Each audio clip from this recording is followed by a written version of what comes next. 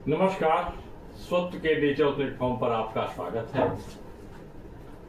जम्मू कश्मीर के पहलगाम में धर्म पुष्कर नरसंहार को लेकर भारत के लोगों की पीड़ा भयंकर रूप धारण करने लगा है। इसको लेकर विभिन्न प्रकार की चर्चाएं हो रही हैं। इसमें सुप्रीम कोर्ट द्वारा इस घटना में मारे गए लोगों को श्रद्धांजलि भी शामिल है। सामान्यतः भारत का सर्वोच्च न्यायालय किसी घटना को लेकर इस प्रकार का शोक संवेदना प्रकट नहीं करता। ऐसे उदाहरण नहीं मिलते हैं, शायद नहीं मिलते हैं। संसद द्वारा धारा 370 निरस्त कर दिए जाने के बाद जम्मू कश्मीर को लेकर एक एक घटनाक्रम को लेकर चर्चाएं हो रही हैं। सरकार और खुफिया तंत्र की विफलता पर भी लोग खुलकर बातें कर रहे हैं। लेकिन पहली बार सर्वोच्च न्यायालय भी इस चर्चा के केंद्र में आ गया है। इसके कुछ ठोस वजह भी है। सर्वोच्च न्यायालय के आदेश पर कोई उंगली नहीं उठा सकता, क्योंकि यह हमारे देश का यानी हम सब का सर्वोच्च न्यायालय है। जो हमारे यहाँ व्यवस्था है, न्यायपालिका, कार्यपालिका और व्यवस्थापिका, ये सब जो है, ये इसमें न्यायपालिका स्वतंत्र है और वह समीक्षा कर सकता है। संविधान का संरक्षक माना जाता है। हमारा संविधान, हमारा कानून, सब कुछ इस भारत की जनता का ही है। जो लोकतंत्र में हमने जिस सिद्धांत को अपनाया है, उसका मूल यही है। भारत की जनता से ऊपर कोई नहीं। भारत की जनता का यदि अनहित होता है तो प्रश्न उठाना स्वाभाविक और प्राकृतिक न्याय से सिद्ध भी है। भारत के तत्कालीन मुख्य न्यायाधीश DY चंद्रचूड़ की अध्यक्षता वाली 5 न्यायाधीशों की पीठ ने 11 दिसंबर 2023 को अनुच्छेद 370 को निरस्त करने वाले संवैधानिक आदेश की संवैधानिक वैधता को बरकरार रखा था। सुनवाई के बाद इसको लेकर के PIL किए गए थे। लेकिन चुनाव आयोग को 30 सितंबर 2024 से पहले जम्मू कश्मीर विधानसभा के चुनाव करा देने का आदेश भी दे दिया।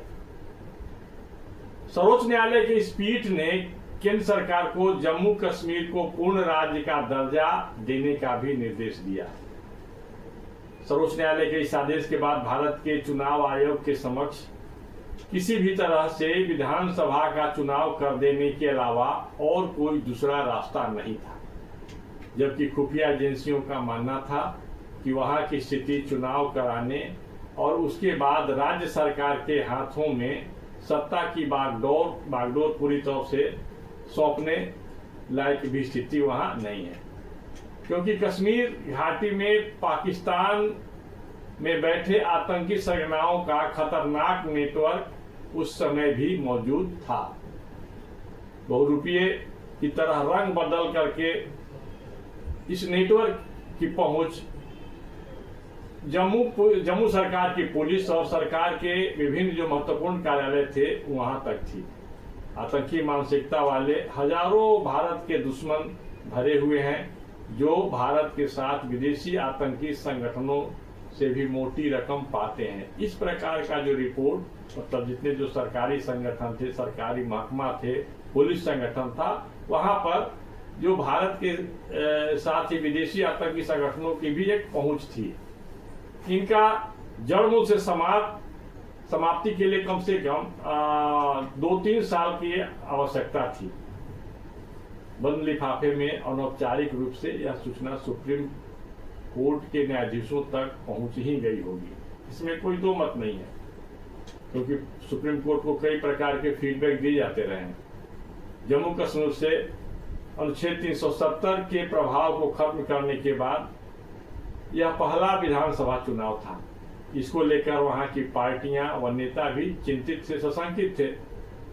नेशनल कॉन्फ्रेंस के नेता फारूक अब्दुल्ला ने तो खुलकर चुनाव आयोग से सवाल ही पूछ डाला था कि जब आतंकी फिर सिर उठा रहे हैं तो इस वक्त चुनाव कराने की वजह क्या है। फारूक अब्दुल्ला के इस प्रश्न का मुख्य चुनाव आयुक्त राजीव कुमार ने गोल जवाब दे दिया। मतलब बिल्कुल स्पष्ट कुछ नहीं बोला था उस समय, लेकिन सभी समझ रहे थे कि इसके पीछे सुप्रीम कोर्ट के मुख्य न्यायाधीश DY चंद्रचूड़ का आदेश ही है। भारत की विधायिका, कार्यपालिका और न्यायपालिका के पास ऐसी प्रामाणिक सूचनाएं थीं कि कश्मीर में सब कुछ ठीक नहीं है, लेकिन इसके बावजूद हरियाणा के साथ ही जम्मू कश्मीर विधानसभा का भी चुनाव करा दिया गया, सरकार भी बन गई। लेकिन आतंकी नेटवर्क तो चोटीले सांप की तरह अपने काम में लगे हुए थे बदला लेने के लिए। विगत 3 दिनों में जिस प्रकार की प्रामाणिक जानकारियां मिली हैं, उससे स्पष्ट हो गया है कि जम्मू कश्मीर सरकार की पुलिस और तंत्र ने वहां तैनात सेना अर्धसैनिक बलों को उस स्थान के बारे में सतत जानकारियां नहीं दी। आतंकवादियों के लिए वह स्थान सॉफ्ट टारगेट रहा। इसके बावजूद वहां सैलानियों को बिना किसी सुरक्षा व्यवस्था के क्यों ले जाया गया? इस प्रकार के प्रश्न के उत्तर देने की स्थिति में जम्मू कश्मीर सरकार का जो तंत्र है, जो नौकरशाह है, नहीं है। अब यह स्पष्ट हो गया है कि वहां के स्थानीय लोगों ने ही आतंकियों को आश्रय दिया था और रेकी भी की थी। बहुत सारे वीडियो जा रहे हैं और वो प्रामाणिक हैं, इसको आप नकार नहीं सकते हैं। नकारने का लिए प्रयास कर रहे हैं तो कुतर्क कर रहे होते हैं। जस्टिस DY चंद्रचूड़ अब भारत के मुख्य न्यायाधीश नहीं हैं। उनकी अध्यक्षता वाली 5 जजों के संविधान पीठ ने आदेश दिया था। आज जब लोग इसके कारणों का पता लगा रहे हैं तो हमारे सर्वोच्च न्यायालय भी कहीं न कहीं, हमारा जो सर्वोच्च न्यायालय है वह भी कहीं न कहीं कटघरे में खड़ा दिखता है। क्या हम यह माने कि हमारा सर्वोच्च न्यायालय उस औपनिवेशिक मानसिकता से अब तक नहीं उभरा है जिस मानसिकता के सामने भारत नहीं बल्कि इंग्लैंड का हित होता था? भारत के समक्ष आज सचमुच महाभारत वाली स्थिति उत्पन्न हो गई है, जहां गुरु द्रोण, पितामह भीष्म जैसे महापुरुष भी अधर्म के पक्ष में खड़े थे। उनकी व्यक्तिगत प्रतिज्ञा, प्रतिबद्धता या स्वार्थ धर्म से ऊपर हो गया था। खैर, हमारे सर्वोच्च न्यायालय में भारत माता के सपूतों की कमी नहीं है। पहलगाम की उस भयंकर घटना ने सर्वोच्च न्यायालय को अंतर से झकझोरा है। इस पीड़ा से बेचैन हमारे जजों ने अपने तरह से संवेदना व्यक्त की है और इस प्रकार से संवेदना व्यक्त करके एक बड़ा संदेश भी दिया है। सर्वोच्च न्यायालय ने पूर्ण क्षमता की बैठक में सर्वसम्मति से इस आतंकवादी कृत्य की निंदा की और निंदा करते हुए एक प्रस्ताव भी पारित किया। प्रस्ताव के माध्यम से क्या कहा गया है? प्रस्ताव में कहा गया है कि विवेकहीन हिंसा के इस शैतानी कृत्य ने सभी की अंतरात्मा को झकझोर दिया है। सभी की अंतरात्मा मतलब जो जज की कुर्सी पर बैठे हुए उन लोगों की भी अंतरात्मा को झकझोर दिया है। इसके बाद क्या है प्रस्ताव में? इसके बाद है, भारत का सर्वोच्च न्यायालय उन निर्दोष लोगों को श्रद्धांजलि देता है जिनकी बेरहमी से और समय से पहले ही जान चली गई। साथ ही शोक संतप्त परिवारों के प्रति अपनी हार्दिक संवेदना भी व्यक्त करता है। ईश्वर दिवंगत आत्मा को शांति प्रदान करे और जो लोग घायल हुए हैं वे शीघ्र स्वस्थ हों। राष्ट्र इस अवर्णनीय दुख की घड़ी में पीड़ितों और उनके परिवारों के साथ खड़ा है।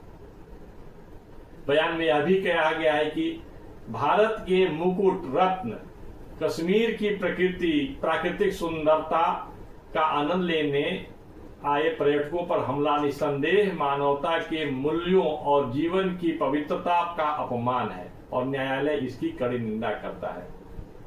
संभवतः सर्वोच्च न्यायालय ने पहली बार किसी घटना को लेकर इस प्रकार का बयान जारी किया और संपूर्ण न्यायालय परिसर में सभी लोग, चाहे वो वकील हों या न्यायालय के कर्मचारी हों या जो भी लोग उपस्थित थे, सभी लोग खड़े हो गए और 2 मिनट तक का मौन धारण किया। मतलब पूरा न्यायालय शांत था, न्यायालय परिसर शांत था।